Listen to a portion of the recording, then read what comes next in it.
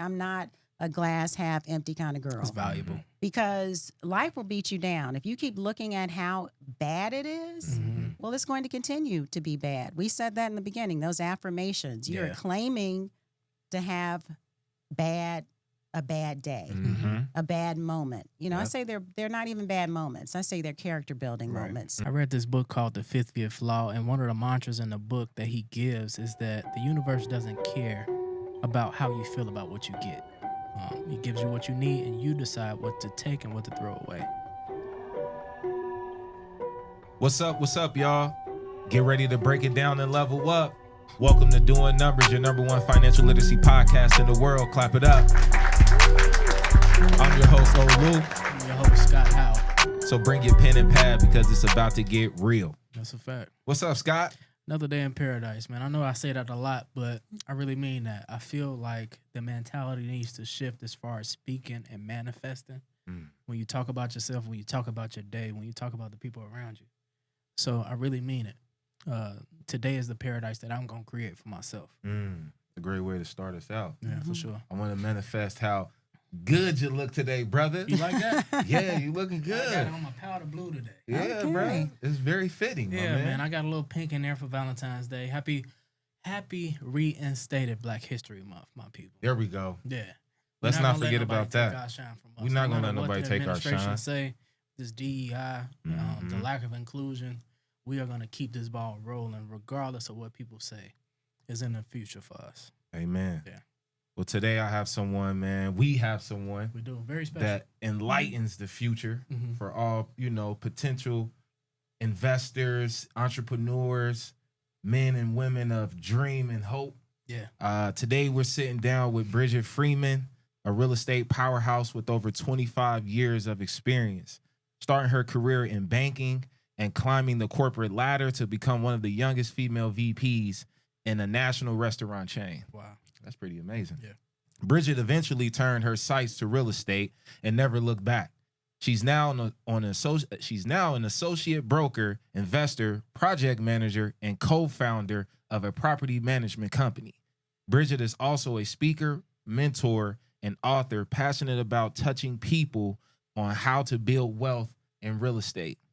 You may have seen her on HGTV's House Hunters. Whoa, I didn't know that. Oh, okay. Holding out on us. Holding out. So we're excited to have her, and we're ready to dive into her incredible story, her journey, and the professionalism that she brings to society today. So without further ado, everybody, Miss Bridgette Freeman. Welcome.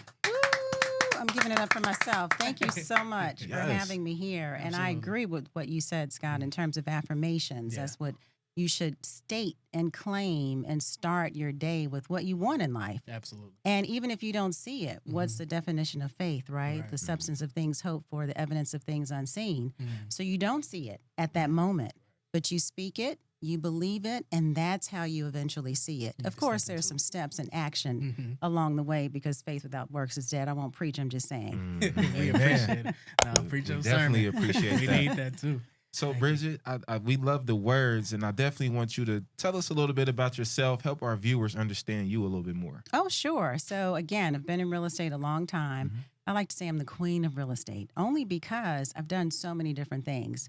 And I love to tell new professionals in the business, there's so many facets of real estate. Don't pigeonhole yourself and think just buying and selling and helping families. And that's great, of course, and I'll always continue to do that. But just the idea that real estate is commercial, it's multifamily, it's investing, it's project management, it's property management. So there's so many different avenues of real estate. So for me, I really got started as a young mom. I had one daughter at the time, one child, and I thought, okay, I need something that's going to sustain me and give me some flexibility. Little did I know that it means you get to work 12 hours, right? Like, oh, I'm going to work 12 hours in a week. No, you work 12 hours a day, right? Just really building that business and momentum. And a lot of entrepreneurs do. They start out that way. Like, okay, you have to learn this business and then you learn to scale and grow. And hopefully that's what happens. I think that's a mistake of a lot of entrepreneurs. They don't learn how to scale and how to grow. But that's how I originally got started. I was working at a company and a coworker of mine had gotten into real estate and she was working, on the side doing it. And she's like, Bridgette, like this big secret. Bridgette, guess what? And I'm like, what? Yeah. She's like, I'm in real estate and I'm making so much money. I'm Did like, she whisper it what? to you like that? Yeah, I'm like, are other people listening or what? Right. So I'm following suit. It's funny when someone whispers, you start to whisper back. Mhm. And I'm like, what is it? And so she said, I'm doing it on the side, but I'm making more per month doing this than the job. So I'm about to leave. But I think you would be great. Like you have an amazing personality. You're very personable. People are always willing to talk to you. I think you could really transition into it. And I thought, okay, I'll take a look at it. And, that's how it started. That's beautiful. I have a question. You spoke about being personable. How equitable is it to bring parts of yourself to your business, in your opinion? Yeah, I think it's key because you've heard it before. It sounds cliche, right? Be your authentic self. Sure. But people will gravitate to you because of who you are and what you represent. And that's going to be different for different people. So don't try to put yourself in a particular box. Be who you are, authentically you. Great. Thank you for that. Yeah, absolutely. And So keep saying your motto. Thank you. I'll try to implement it more. I've just been trying to trick myself into the mentality of the potential of who I see myself being in the future. So I think a key point is stepping into my light moving forward. I have to perpetuate those things mentally before I can step into them physically. Right. Yeah. That's exactly right. Yes, ma'am. Yeah, and that's a task. Like it's not easy to do. Right. But what creates a habit? Doing it over and over again. So you do it anyway, even though it's not comfortable. And you continue to say those things and you continue to believe those things and you continue to operate as to where you want to be in life. And yes, over time, you're like, wow, I get here. Yeah. Which is, I think, is a good reason why people should journal. Because you look back at it when you were in a place, maybe a dark place or a time that you didn't think you could get through. And you read it, fast forward, you read it from 2 years ago and you're like, wow, okay, it wasn't as bad. I made it to the other side. And that helps you when the next thing comes up because it does. Life is always lifing, right? It is. Every day. Especially now. Right, that part. It's going to be a good, let me take these off. He's like, let me see what she's really saying. Make sure I connect with you on a real level. No, so to dive into parts of your multifaceted professional endeavors that you have going on and skill sets, we want to talk a little bit about the real estate broker side. Because I know myself, I'm into real estate investing. I know Scott, he's mentioned about wanting to buy 2 buildings this year, him being, that being his goal that he wants to drive. So we want to know, as people that want to invest, how do we connect with you? Oh, sure. Easy. I'm very reachable, very attainable, like social media. Definitely. You reach out, I'm going to respond. My phone number, I'm very transparent. So you can type in Bridgette Freeman and see a long list of things I've done, how to reach me. So basically, all of my social media is Be Free Speaks. Everything is Be Free Speaks. My phone number is 404-427-8273. So very easy. And I have, of course, a calendar link so anyone can get on my calendar. Great. And that makes us both accountable, right? Because once you set that appointment, it's sending you a reminder. It's sending me a reminder. And depending on what the services are that you're asking for, there may be a fee associated with it. Okay. But very reasonable. Like I'm not here to stick and move. I want to make sure it works for all parties. So it's not anything astronomical. But when you put a fee to it, it makes it very important for the person to show up, to be on time, to be attentive, to take their notes. They're like, time is money. Let's go. So that's why I charge a fee. Okay. But I do charge a consultation fee, depending on what it is. So my buyers and sellers, that's a free consultation. But investors, because that takes a little bit longer, right? I can't impart what I've learned over the years in 30 minutes. So certainly an investor consultation may take a little bit longer. Okay. Yeah. So with you making yourself so accessible, it makes it easier for you to scale. If you would, could you tell us about a time where numbers changed your life from one aspect to the next, or took you to another level in life? And I think it's from learning from other people's experiences, right? Okay. Like you hear that all the time. You have to scale, you have to grow, you have to figure out a way for you to make money while you're asleep. Sure. You have to figure out because there are only 24 hours in a day, right? Yeah. No matter who we are, no matter where we come from, how much money we have, we all get 24 hours in a day. That's what Mm-hmm. normalizes us. Right. So how do we make the most of it without draining ourselves completely, and being effective? We used to say multitasking, right? That was a buzzword. Oh, multitasking. The truth is, and it's come out since then, if you are doing one thing, you're not focusing on another. It's just period, point blank. You cannot do 5 things at one time effectively. Right. You can do them, Yeah. but you're missing the text. You forgot a word. You forgot, so you're not working effectively. So how can you do that? How can you have 2 or 3 or 4 things coming at you? And of course, in this world, we're technologically advanced. You get a message and you can't remember where it came from. You're like, was it email? Was it text? Was it IG? Was it TikTok? Right. Was it Facebook? Right. Was it GroupMe? Got all Was it these Teams? mediums. Right. Was It's a lot. was it Square? Was it, so Right. you're like pulled in all these different directions. So you really have to learn that process of scaling and growing. And so I rely a lot on systems and hiring people that do things more effectively that I can't do. So although I'm a small business, I have a bookkeeper, I have an accountant, I have a payroll person. I can't do all of that. Yeah. I learned early on, like, I am not an accountant, okay? Right. I went to college, went to Georgia State, Okay. graduated from Georgia State, but I Ooh, realized Go Panthers. early on, yes, I Sersky. realized early on that accounting is not my thing. Right. That is not my jam. I'm like, okay, I barely survived. So that means bookkeeping's not going to work for me. That means I need an accountant. So I tell people, put things in place as if you are running a multi-million-dollar company right now, today. Like, get some people. And guess what I did, Scott, in the beginning, and Olu? I bartered. I was like, okay, if you do this for me, I'll do this for you. It's not any different from, I mean, I'm not history buff, but long ago, Right. Here's the goat and I'll give you the chicken or whatever. Right. The analogy is. Yeah. So I bartered on some things. Cool. And also a long time ago, my husband and I, we ran a landscaping company for 20 years. Oh, wow. So there were some things I would trade. He would trade landscaping services for accounting services. So think creatively. Don't just think, well, I can't even afford a bookkeeper. I can't afford an accountant, because they need you as well. Right. So leverage what you have for what you need. That's exactly right. And when you say, move as if you're running a multi-million-dollar business, that requires focus, and a lot of focus. So what are some good tips that worked for you, or some good best practices that you've done where, you've been focus driven and it's giving you the results that you wanted to see? It's all about 2 things: time management and consistency.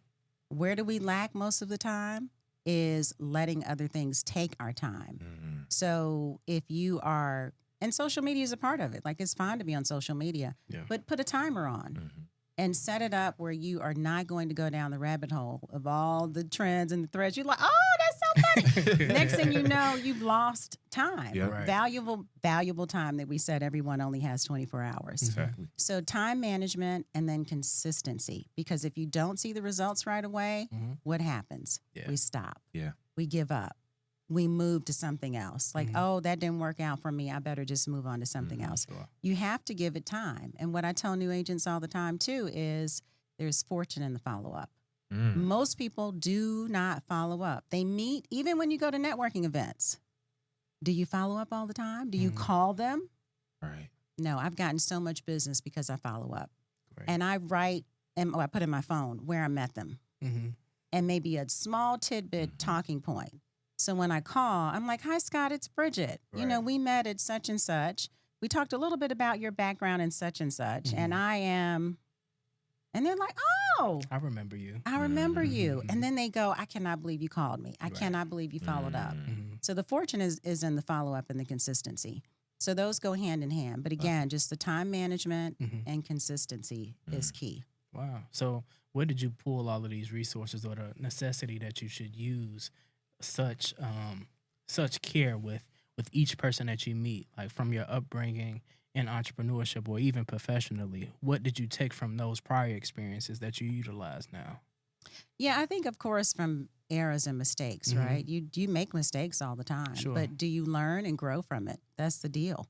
What do they say about failure? I think I've heard failure is the opportunity to begin again more intelligently. Wow.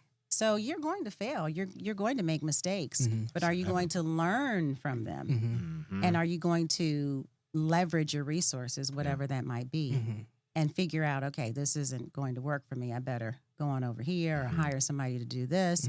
And especially with where we are in terms of being able to hire people for anything. Right. I mean, this is not, we're not giving any endorsements, but there are a lot of online services that you can, boom, okay, Fiverr and Upwork and all of these different things where you can get people to do things for not a lot of money.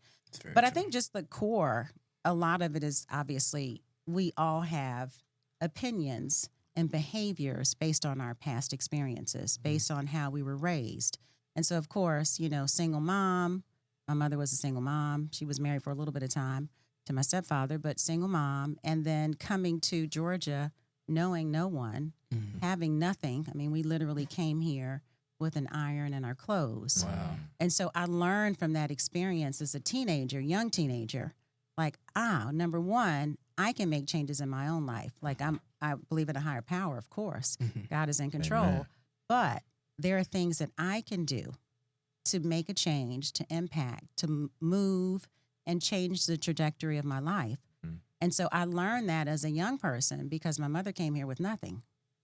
And we, you know, she was in an Airbnb. It wasn't Airbnb back then. You know, they used to call them bed and breakfast. Right. So she was in a bed and breakfast. And we would pray every morning, like we're going to have a great day. We're expecting good things. And she got on with a temporary agency and then eventually became full-time and then was able to buy a vehicle. So those experiences, it makes you who you are. And you can learn from it and take either something good from it or something bad. Right. And so for me, I channeled that because I'm just kind of a naturally optimistic person. Like I'm not a glass half empty kind of girl. It's valuable. Because life will beat you down. If you keep looking at how bad it is, well, it's going to continue to be bad. We said that in the beginning, those affirmations. You're claiming to have a bad day, a bad moment. You know, I say they're not even bad moments. I say they're character building moments because I'm like, oh boy, I'm having a character building moment. Give me a minute. Let me kind of regroup, get my mind right, you know, do what I need to do. Yeah. I read this book called The Fifth Law, and one of the mantras in the book that he gives is that the universe doesn't care about how you feel about what you get. It gives you what you need, and you decide what to take and what to throw away.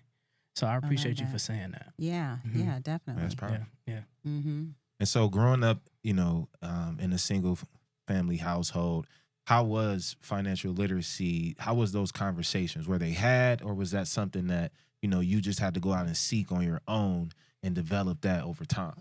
Yeah, never had. Okay. Never had the conversation, never had the money. Neither one.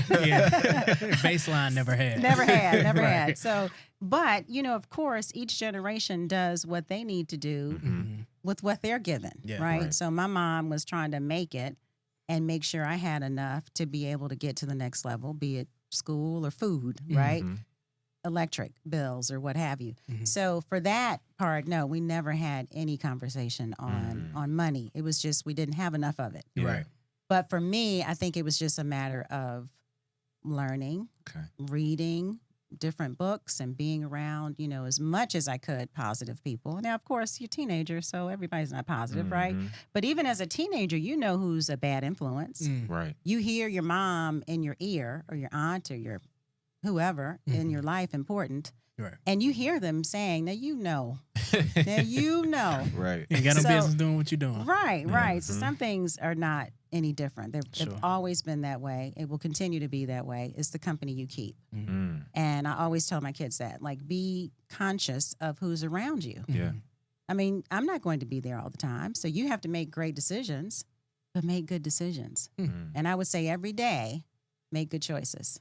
Every day, make good choices. So you have an opportunity to make a choice every single day. That's true.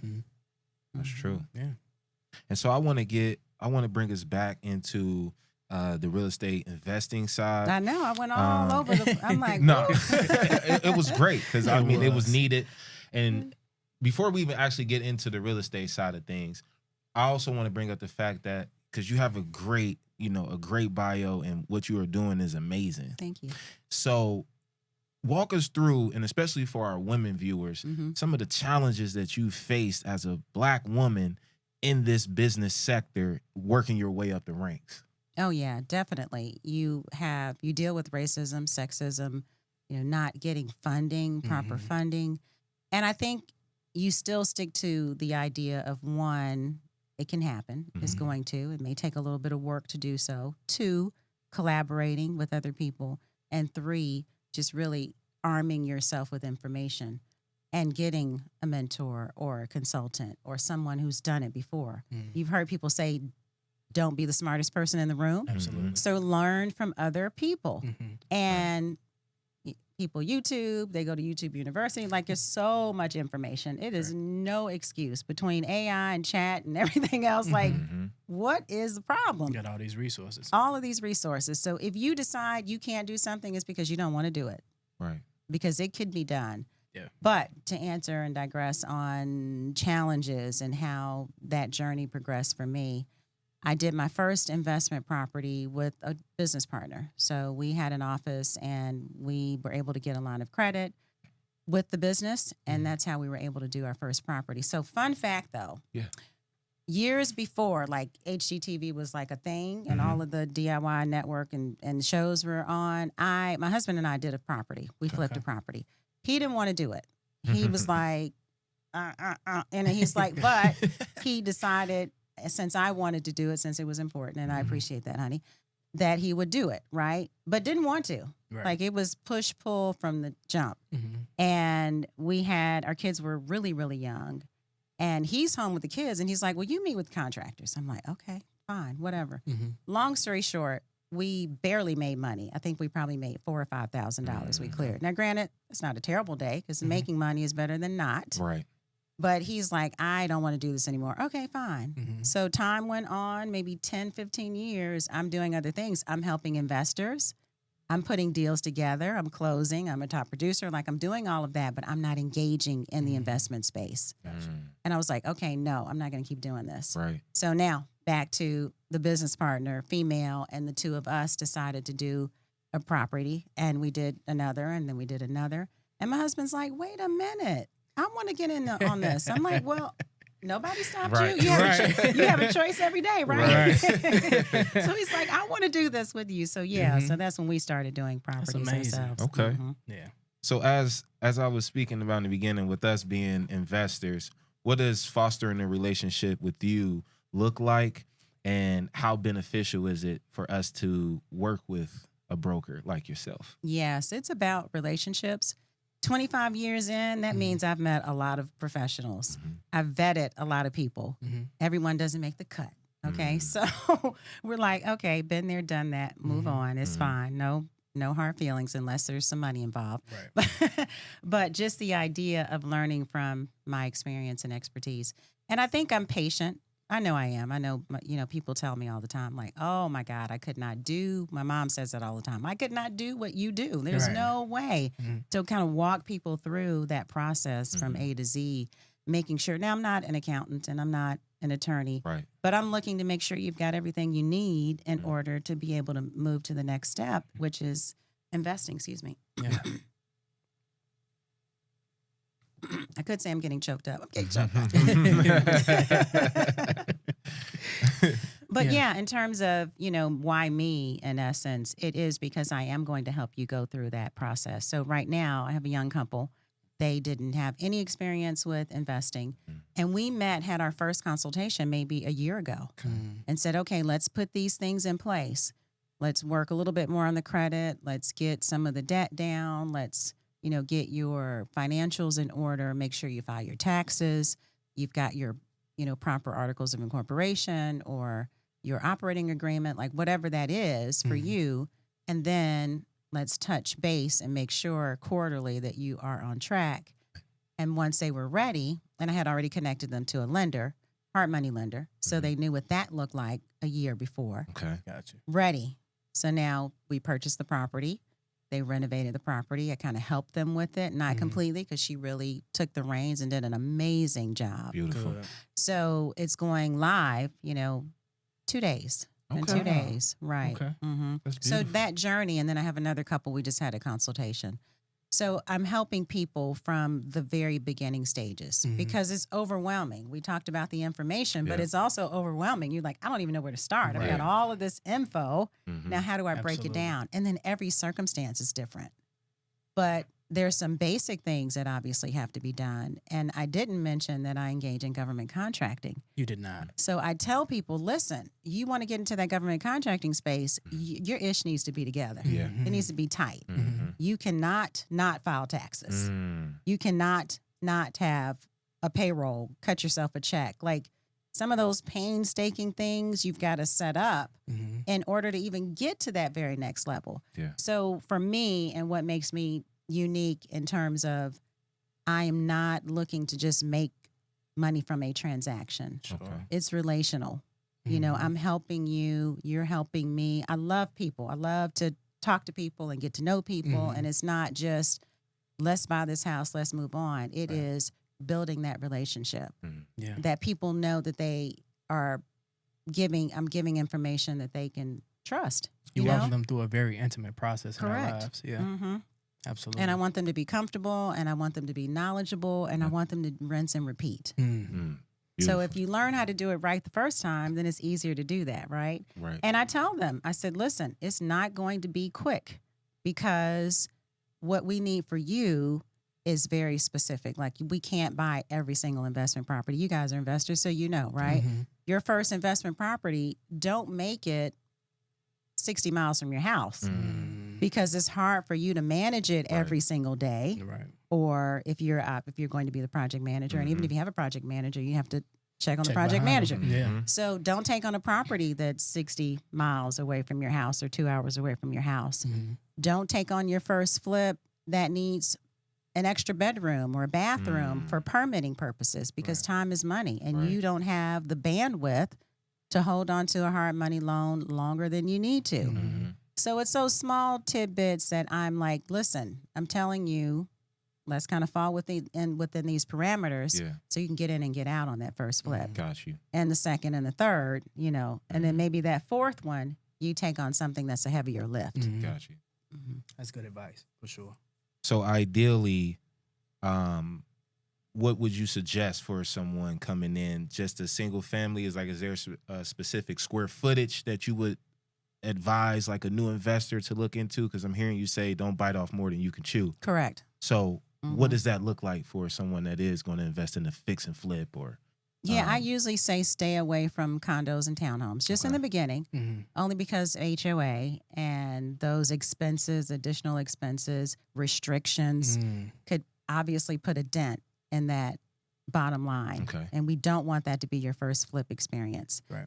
Generally, I also say a 3-2 in the beginning or a 3-1 that has enough square footage where you can easily add a bathroom. Can you explain a 3-2 and a 3-1 for Oh, our sorry, listeners? I'm already doing acronyms. It's all right. What the heck? 3-2 what? What does that mean? So a 3-bedroom, 2-bath. Thank Gotcha. you, Scott, for Yeah. that. 3-bedroom, 2-bath. Or a larger footprint where Okay. you can accommodate and make it. Now, granted, there are some caveats to that. It depends on what part of town. So if we're talking in town or by a university, okay, maybe we do look at a 2-bedroom, 1-bath, as long as the numbers work, doing the numbers. Right. Make sure the numbers Talk work. about it now. Right. That's it. That's it. Okay. And so how big are you on like multifamilies, duplexes, triplexes, things like that? I love it. I love it. Now, granted, of course, what do? Everything is in waves, right? So at first people were like, oh, I'm buying my first property, I'm flipping it. Then they're like, well, I need to hold on to it. I need to build some wealth. So I'm gonna keep one. Right. Okay, now I need to, oh boy, I don't know about these tenants. Although we're great property managers, you know. Just saying. But then they go, well, I'm not able to scale as much. I just have the one property or the 2 properties. Well, maybe I do a duplex because now I've got the 2. Maybe I do a triplex. Now I've got the 3. Right. And then, of course, you can do a 1031 tax exchange. You can sell that one, buy another one. So now you have more plays, if you will. Yeah. And you've heard about house hacking, which means I buy a duplex. I'm qualifying as the buyer. I'm living on one side and I'm renting out the other side. So that other side is paying for my side. Right. So those things are hitting the circuit. Like people already know, like, oh, okay, I know how to house hack. So everyone wants multifamily. Now, what does that mean? It means everything is driven by supply and demand, Correct. right? from your hat to this coffee mug. If I have more people who want it, I can charge more for it. Absolutely. I only have 2 mugs. I have 18 people who want this mug. Now this mug is costing a lot more. This mug is costing a lot more. Oh, anyway. But anyway, same thing with multifamily. Yeah. Everyone wants multifamily. So the prices have gone up a bit. Sure. Having and finding a $200,000 quadruplex, 4 units, is non-existent. So that's the only thing, you know, you almost have to be ahead of the curve a little bit. You know, you can't, because now the wave is multifamily and everybody wants multifamily. So it's driving the prices up. Got you. Now with the 1031, how soon do you have to, I guess, move that money over into a new investment in order for it to activate? And if you can, explain the 1031 as well, because we have viewers that may not even understand what that break is. Yeah, they're like 3-2, 1031. Listen, I always reference my mom all the time because she is crazy funny. But she's like, she'll go with me to conferences and things like that. And she's like, I don't know what you said about the FHA and the DIE and the 221 and the 123, but the food was good and the people were nice. I like this place, you know. So you're right on that end. So again, I'm not an accountant, but the 1031 is a tax law in essence. So it allows someone to sell a property and take the proceeds from that property to buy another one, and they have a time frame to do it. I think it's 90 days. 90 days. 90 days. So 90 days to actually do, and then there could be some extensions. But you know, with the government, there's always some loopholes, some caveats, but that's the short version. Okay. It is you're buying it, you're taking the proceeds, and you're purchasing within a certain time frame, so you don't have that tax liability. And there are other things you can do. You can buy with an IRA. So there are a lot of different things. Again, looking at your circumstances and what works for you. Got you. In order to achieve that goal of building wealth, and that's what it's about. It's Yeah, really about building wealth. And I'll try not to get on my soapbox. Can I get on my soapbox? Go ahead, right Okay. ahead. Yeah. This is my soapbox. So, and I'm not a conspiracy theorist. Like, again, I'm an optimistic person. But I'm also very clear on what's in front of us. Like, I see a mug, that's a mug, and it has water in it. I'm clear on that, right?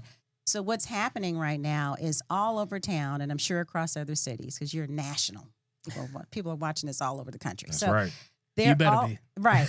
All over the city, all over the country, there are apartments going up everywhere, right? All over town. Yeah. The other thing that's happening are the big companies are buying houses by the hundreds. Right. Sometimes in one neighborhood, an entity will own 30% of the houses. Right. So if I own 30 or 40% of the homes in one neighborhood, and then all around those neighborhoods are apartments, what does that mean? It makes it very difficult for someone to be a homeowner because I'm not selling my 40% of the properties, number one. And number two, I'm building because I'm accommodating for I know people who will need to have somewhere to live. While employed. And then I make it even more tempting because it's new and it's pretty and it's shiny, and I give you a special to come in. And especially young people, they're like, look, I saw my parents barely make it with the house. I don't want the responsibility of a house. I'm going over here to this this is dope. This is what I want over here. It's nice. It's a pool. It's a tennis. It's, concierge. It's all of that. But they're setting it up for you not to be a homeowner. And what's the one thing that most people start building wealth with is being a homeowner. Correct. You become a homeowner, you buy another house, you keep the first house. You buy a third house, you keep the first 2 houses. That's a way to build wealth. And every single person on Forbes or any multimillionaire, they always have a real estate portfolio. So what does that tell you? I need to have freaking real estate. Sure. So if I am setting it up as a society for you not to be a homeowner, I am creating for you to be in a position to not to build wealth. It is a huge problem and conspiracy, and we don't see it. We're like, oh, Bob, and you when you were just doing what we do, like, oh, I got enough money to get this condo, I'm straight, I'm good. But we're not looking at the big picture. And another thing, and another thing I'll mention too is you have whole communities that are only for rent. Brand new houses that are for rent only. Wow. So I have 4 rent communities I have resale properties that 30 or 40% of one entity owns is not selling. I have apartments all around. Mm-hmm. It is a culmination for you not to be a homeowner. Wow. And you not being a homeowner means you're not building wealth. Not at all. So Thank you for that. I by the do way. want to Sure. make sure that our viewers caught that gem on that 1031, because if you guys are taking that money out of that investment and you're just like, yeah, I'm getting ready to go splurge and do my thing. I just came up, quite a bit, 3 times, 4 times that investment. Capital gains is going to eat you up. Yes. So that's what Bridgette is saying here. She's trying to get you guys to avoid that capital gains tax that's coming your way. Right. So right. please make sure you take heed to what she's saying, and look and research more on the 1031 so you can become more familiar and versed with it. So when you get into investing, you understand how that play works. Right, for So sure. I appreciate you for that. Yeah. It's one thing to start, but then to be successful with it. Mm-hmm. So you don't lose your shirt and you don't end up owing a lot in taxes. So you can do it again. Because what happens, if it's not a good experience, you don't have any money anyway to do it again. Right. How important are fortifying yourself, protecting your assets in your line of work, like building trust and those types of barriers to keep your property your property? How important is that for you? And that's a part, too, of that setup process, like making sure you've created an entity so you're not buying it in your name. Right. Sure. Do you have an LLC? Is it incorporated? Are you sub S? And again, that's an accountant thing, but I Gotcha. rely on them to tell me those things. Right. But not buying a property in your name. And of course, depending on how you're buying the property, you have to have protective measures in place anyway. But definitely an advocate for having proper insurance and protection and things like that. So what is insurance? Insurance is in the event that something happens. Yep. Right. So you're just protecting yourself in the event that something happens. And hopefully you won't need it, but you definitely should always have it. And I even say get title insurance. If I have investors, they buy in Macon, and we had one property, I think this is the 7th or 8th property that they bought, and I stage and sell and all that. But we ran into an issue with them not getting title insurance. Oh, wow. So I tell investors and buyers, any buyer, right? It's probably something you will never need, but if you need it, you'll wish you had it. Right. So title insurance is protecting not the property, not the house, but everything outside of the house. Meaning, if the house is here and there's a property line, what about that fence on it? Or maybe, and this is a true story, this happened years ago. I don't know if you guys remember this, but there was a subdivision that 2 great granddaughters said was their property, that it was, over time because their great grandfather owned it. And they said, this is our property. These houses shouldn't be here. Right. But now that they're here, you owe us money. And so everyone was able to go to their title insurance and say, hey, I am being challenged on being the owner of this property. You're my title insurance company. You look into this and fight that battle, if you will. That's what insurance does, right? When you have car insurance, they do the same thing. You're in an accident, insurance company says, wait a minute, I'm not paying, or somebody else is paying. Right. That's what title insurance does. Everyone in the community had title insurance except for one person. So what if that meant each person had to pay $20,000? Well, all of those people that had title insurance, their insurance kicked in. The person who didn't had to figure out a way to pay it. So it's very, very rare to need it, but definitely have title insurance to protect yourself from something that could happen while you own that property or even after you sell the property.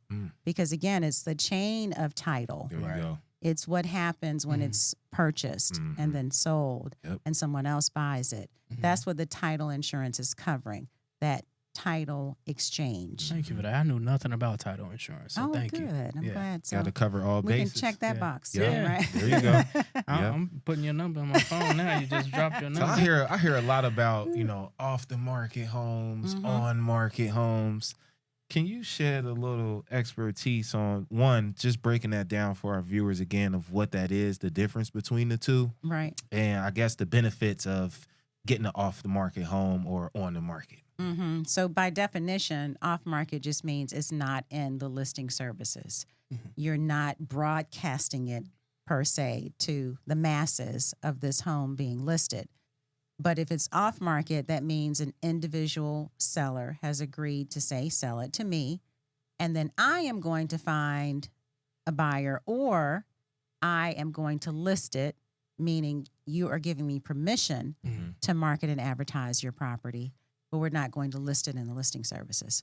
So I'm going to my database of investors and buyers, and hopefully some that are my clients, and saying, hey, Olu, I've got this house.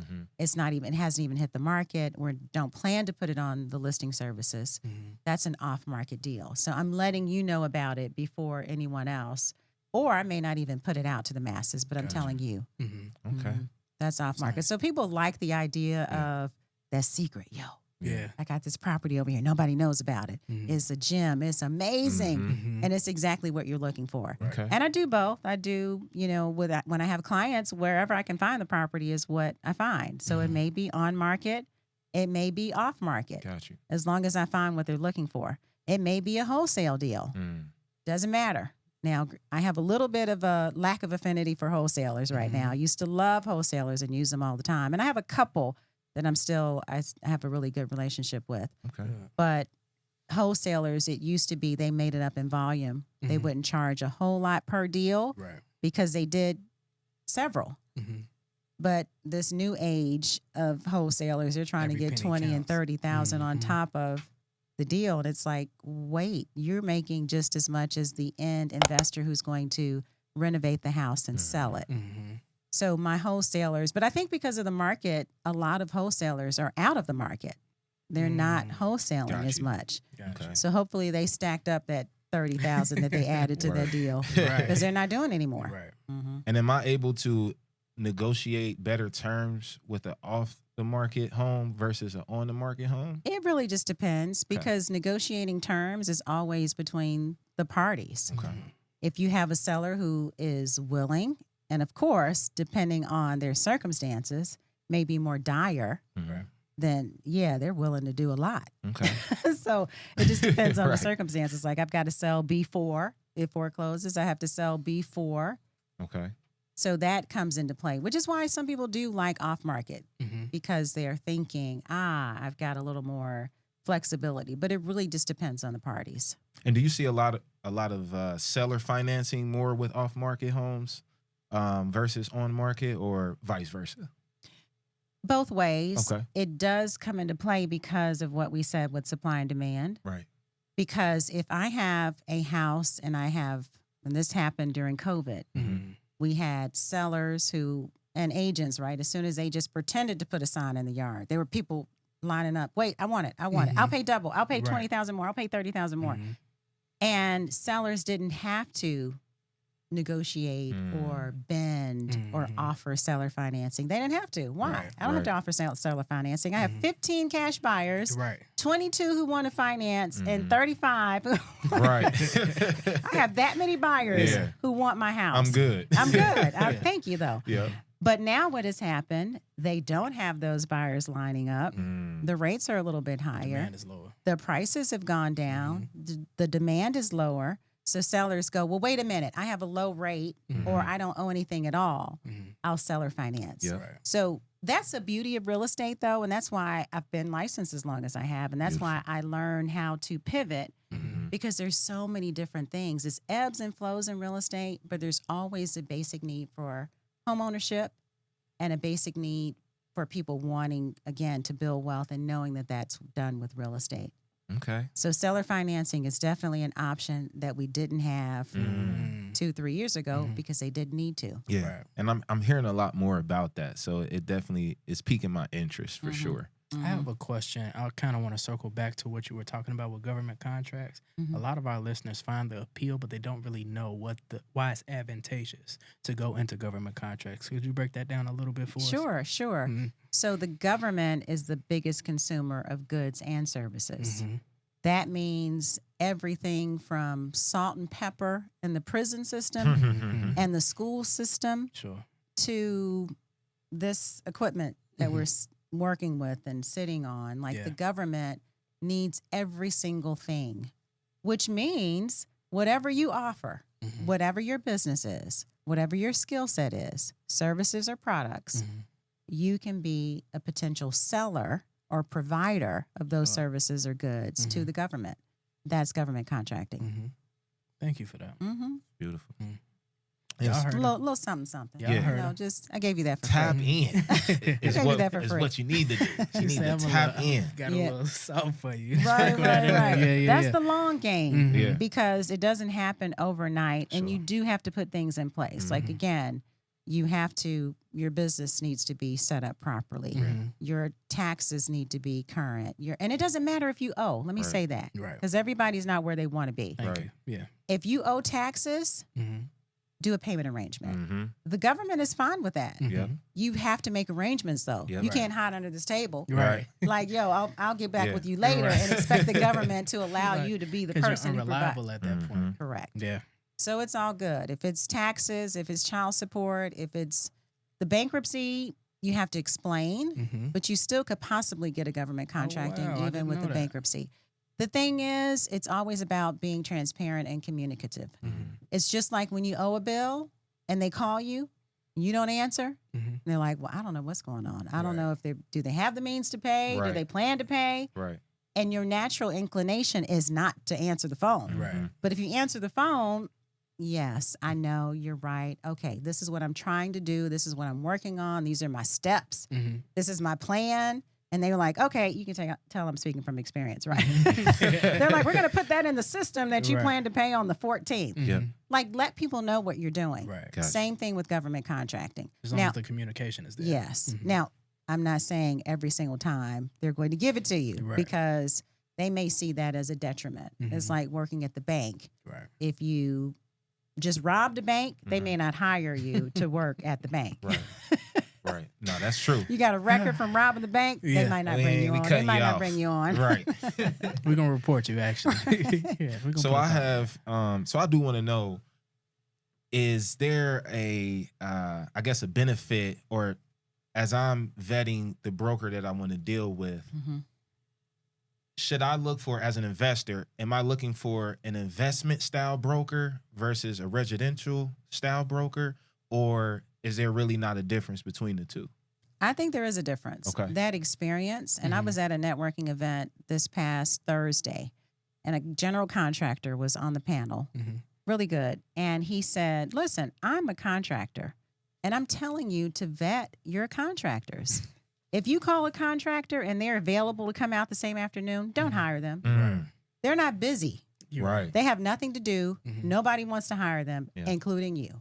So, No, that's real. No, that's a real jewel. That so with is. that honestly. being the case, no, don't go with an agent that has never done it, or they don't have the mentorship or the support or the sponsor or the partner, because everyone has a first day. Mhm. Sure. Everyone has a fresh start. Mm-hmm. And even when I was new in it, I partnered with someone. I was like, hey, my broker is very, very experienced in this arena. Mhm. Or maybe that bio has your pick and your information and their information. So you're coming as a powerhouse team Mhm. because you don't have the experience. Right. So even for new agents, I'm not saying you can't do it. I am saying arm yourself with someone who can. Beautiful. And as a consumer, as the buyer, Mhm. make sure the person has some knowledge base, because you both can't trip over each other Right. making mistakes. Mm-hmm. It's not going to be effective. You're Right. going to lose money. Mhm. It's not going to serve the agent well. So absolutely, you want to see what experience and knowledge and expertise Beautiful. they have as Mhm. a broker and an agent. Got you. Got you. Thank you. And for so that. my last Mhm. thing that I would like to know, and I would want my viewers to know as well, is how can you, and I'm speaking to you because I want people to come to you for business. Thank you for that. So how can you financially prepare a new investor to become deal ready? Having that consultation, like Okay. sitting down, let's look at what you have, what's going on, what money you have, if any, Mhm. and looking at the credit and all of those things, so we can develop a plan for you to get ready, to Mhm. be ready. It's as simple as that. It Okay. is making the first step. You know, they say chew an elephant one bite at a time. Yep. Mhm. Let's figure out the small steps to get you where you need to be investor ready. So Beautiful. I definitely connect them with lenders, like talk to a couple, Mhm. and these are things you need to do on your end, and make sure that you are ready when it's time. Got you. It's in stages for sure. Beautiful. Yeah. So I know I keep peeking over because I see a book over here that Oh, says just CEO. a little something. Yeah. I want you to talk to us a little bit about that. I know as you've been a 2-time author, just kind of shed light on just that bit of a journey for you and detail us a bit about your book here. Right. So you did see this book. It's called Child Entrepreneur Owner CEO. Okay. And it is basically, it looks, cute show our kids. people right up Okay, here. there you go. It has the little cute kids on it, and you think it's a kid's book. Yeah. Right. But it actually is not. It is a book for adults to teach children business concepts. I learned that adults, actually anyone, right? You can't learn what you don't know. Right. I learned adults didn't know that process themselves, so they couldn't teach it. Right. So I wrote the book in very easy language where they're able to take these nuggets and figure out what a child's natural skill set and abilities are, because we all are given God-given That's right. skill sets, Absolutely. right? There's things that we're naturally good at. How can you turn that into a business? And then the workbook is for the child and the parent or aunt or whoever else to complete and understand what that journey looks like and how they can get them from being, just the child with the idea to having a business. Beautiful. And the last chapter in the book, I feature young entrepreneurs. So it's time for my second edition because these entrepreneurs have aged out. Right. They aged out. They're grown, but beautiful. grown older, right? Because my youngest, I think, was 8 at the time. Yeah. So I love the idea that I can do another edition. I'm looking for young entrepreneurs Awesome. that have businesses. So the deal is I'm an advocate for education, right? Of course, we know the value of education, and that comes in many forms. But I'm also an advocate for having that side hustle, having that business, because we all know if anyone's worked in corporate America for 2 days, Yep. you know it's not designed for you to get rich. That's right. So what can I do to have the additional stream of income? Sure. So to be an investor, to have another business, to have a bakery or something else going on, and just that entrepreneurship, I'm just an advocate for. So even if you're going the corporate route, nothing wrong with that. That's on you. That's good. I've been there, done that. Yep. But to have something else along with it. And I think you teach that to kids. Gotcha. Man, that's Doesn't beautiful. mean that you're not telling them not to go on to higher education, but having that business along with it. Not to mention tax advantages, like I can kind of go on and on and on. But if you are in the corporate sector, have that business too. Sure. Beautiful. Mm-hmm. Man. You just made another sale because I'm buying that off you. Awesome. I appreciate We that. got to get one for you from you too. So, guys, I want everybody once again. I hope you took a lot of information here today because this was a lot of gem giving, a lot of nuggets being dropped, and definitely ways to help you go from A to Z. Absolutely. And with that, Bridgette, I want you to share your socials, your services, and how people can find you, contact you to begin working on a deal. Right. So Be Free Speaks, all of my social media, Instagram, TikTok, YouTube, Facebook, it's all Be Free Speaks. So very, very easy. And you'll see in my bio the link for booking me for Link in any my bio. link in my bio. Simple. So that means booking me for consultations, buying any products that I have. So absolutely. Wonderful. So, guys, if you like what you heard today, please like, share, subscribe to this podcast. And we know you liked it, so we expect to see you in there. Help us get those subscribers up, y'all. We see it climbing. We see it climbing. Be Free And So, we Speaks. appreciate you guys' attention because we definitely been adding up to those numbers for doing number podcasts. So thank you for your attention, for your presence, and for your comments. Make sure that y'all keep that cycle flowing because we need to hear from y'all to provide y'all what y'all need on this show. So thank you. that's Nice. right. Doing the numbers. And Getting that's the numbers another up. episode. That's right. Keeping the numbers up. Yeah. And that's another one, y'all. Peace out.